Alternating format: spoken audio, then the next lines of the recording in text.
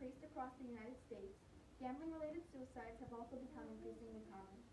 Gambling can result in large amounts of debt in which a gambler may now start to commit crimes such as stealing and engaging in destructive behaviors, along with damaging their relationships with family and friends. These are all a few factors of what can cause a gambler to commit suicide. In the 1998 National Gambling Impact Study Commission, members were given real-life examples of the relation between gambling and suicide. For example, in Gulfport, Mississippi, suicides increased by 213% in the first 2 years after casinos arrived. Another example would be a middle-aged couple who both committed suicide after the wife had accumulated $200,000 in casino debt. This information is enough to believe that gambling is not a joke. It can come with serious consequences, but luckily, if you or anyone you know has a gambling addiction, it is never too late to start the proper treatment that can get their life back on track. Treatment for people with gambling addictions start with recognizing the problem. Usually, gamblers often deny that they have a problem and will only attend treatment if they are forced. According to Medline Plus, treatment options include cognitive behavioral therapy, self-help support groups such as Gamblers Anonymous, and in some cases, people react well to antidepressants that can help treat the symptoms that cause a person to become a compulsive gambler. Like any other drug or alcohol addiction, gambling addicts will get worse without proper treatment.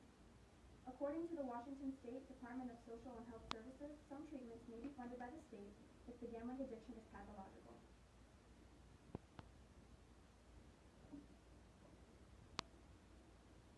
Even with treatment, it is possible for an individual to relapse and gamble like they used to.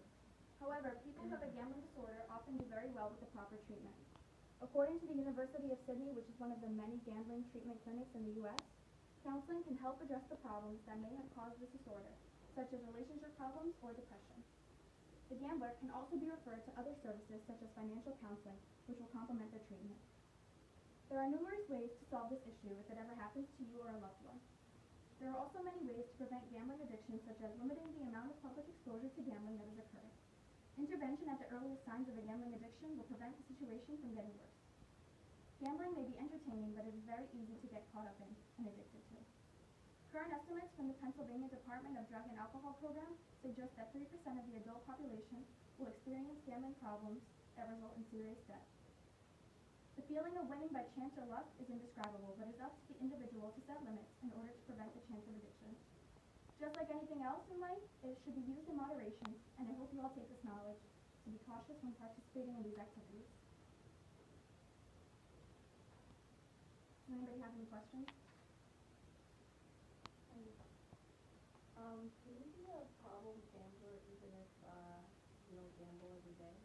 The rate of how much a person gambles is a factor, but doesn't determine if everyone is a problem gambler.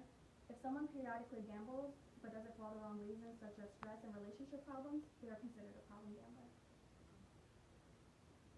How can you tell if someone's a compulsive gambler?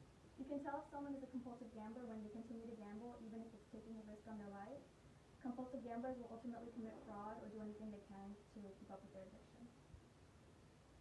Are people who are addicted to gambling addicted to other things as well? It's common that people who are addicted to gambling are also addicted to others as well. Problem gamblers are more likely to have or develop problems with alcohol or drugs, and this isn't the case for every gambler, but it's very common.